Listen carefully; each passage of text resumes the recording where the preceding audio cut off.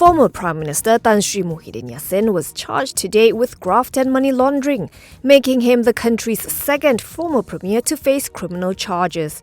The PN chairman pleaded not guilty to 4 counts of abuse of power for using his position as the then PM to obtain 232.5 million ringgit in bribes from corporate entities for his party. According to the charges, the money was deposited into Bersatu's bank accounts by 3 companies: Tan Sri Said Mokhtar Al-Bukhari's 99% owned Bukhari Equity, Nepteris and Mamfor, and one Dato Azman Yusof. He also claimed trial to 2 charges of money laundering for receiving proceeds of unlawful activities totaling 195 million ringgit, which came from Bukhari Equity and was deposited into the party's account. Muhyiddin paid his 2 million ringgit bail and told the press waiting outside the court complex that he is set to face another charge in the court in Shah Alam, Selangor next Monday.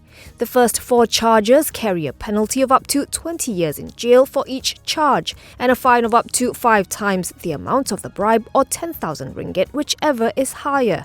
The money laundering charges carry a penalty of up to 15 years in jail and a fine of not less than 5 times the value of the illegal proceeds of 5 million ringgit, whichever is higher.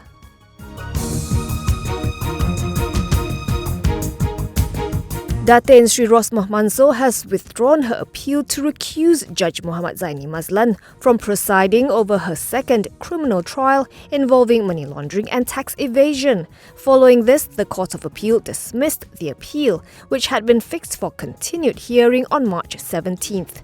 The 3-member bench had previously asked the prosecution and defence to prepare further submissions on whether the bench has the jurisdiction to hear the appeal on the recusal.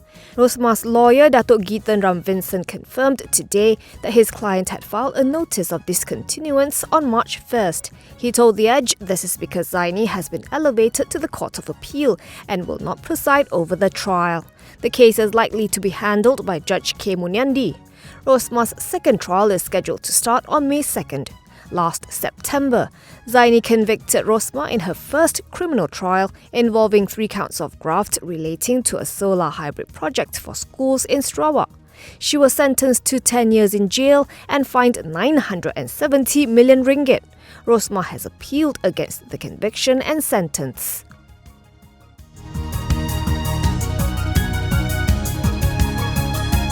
The EPF is assessing the implementation of an initiative that would enable its members to use their account to savings as collateral or guarantee for personal bank loans.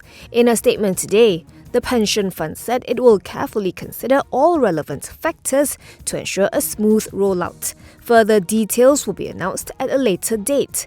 Yesterday, Prime Minister Datuk Sri Anwar Ibrahim said Putrajaya wants to enable EPF contributors who are in dire need to use their account to balance as a form of support to borrow from banks. He said this would be a more appropriate measure to assist contributors, rather than allowing another special withdrawal of their retirement savings.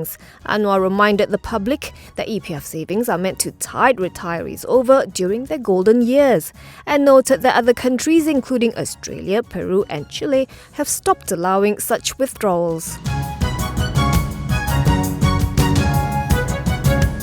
Betamek, which provides electronic manufacturing services, has inked a deal to expand its vehicle electronic product offerings. The ACE market-listed firm inked an MOU with Singapore-based semiconductor firm Krakatoa Technologies to explore a potential collaboration to develop a battery management system on chip for electric vehicles.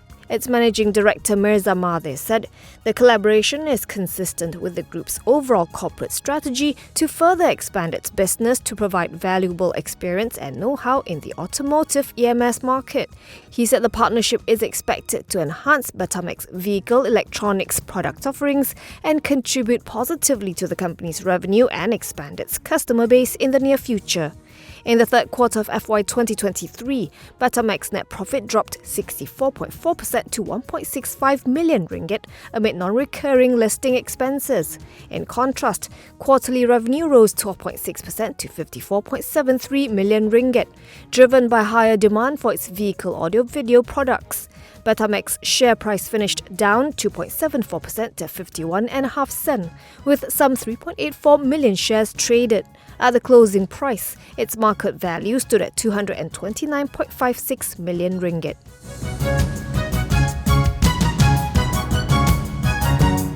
Electronics manufacturing services provider Cape EMS made an impressive debut on Bursa Malaysia's main market, opening at a premium of 52 cents or 57.8% over the initial public offering or IPO price of 90 cents. The counter went on to close at the day's high of 1 ringgit 50 cents for a gain of 60 cents or 66.67% over its listing price. It was Bursa's most active stock, with 253.58 million shares traded.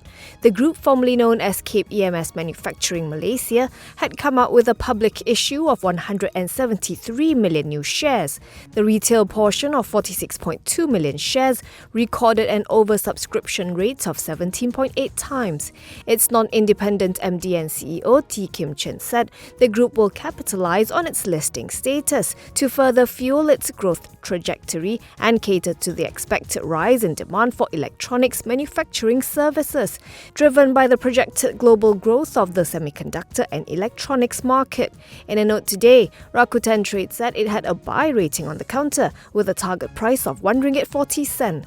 It said it sees Cape EMS charting revenue and net profit 3-year CAGR of 33% and 42% respectively from FY 2021 to FY 2024.